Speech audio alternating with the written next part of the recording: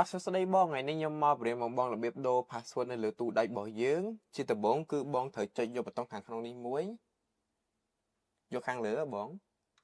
ចេញបន្ទាត់មកចឹងឃើញ load profile ភ្លើង profile នេះមកអញ្ចឹងមកដល់កន្លែងនេះគឺបងចង់ add ម្រាមដៃក៏បានបងចង់ដូរ password ថ្មីក៏បានដែរឥឡូវខ្ញុំដូរ password ថ្មីខ្ញុំដាក់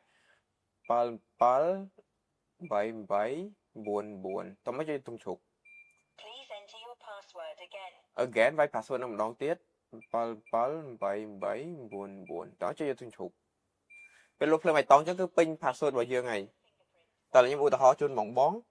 គឺឥឡូវខ្ញុំតេស្តជូនបងមើលឥឡូវខ្ញុំវាយ password ចាស់សិន password ខ្ញុំដាក់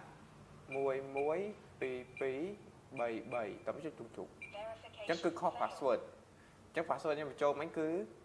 778899តើមកចុចទុំជ្រុកពេលលុបបៃតងចឹងគឺមានន័យថា password នឹងចូលឲ្យបងចឹងវាមាន load មកគឺលេខ2ទៅនឹងលេខ1អញ្ចឹងបងចង់បាត់ថតមួយណាបងចុចយកលេខ1ហ្នឹងខ្ញុំចុចយកលេខ1បាត់ថតទី1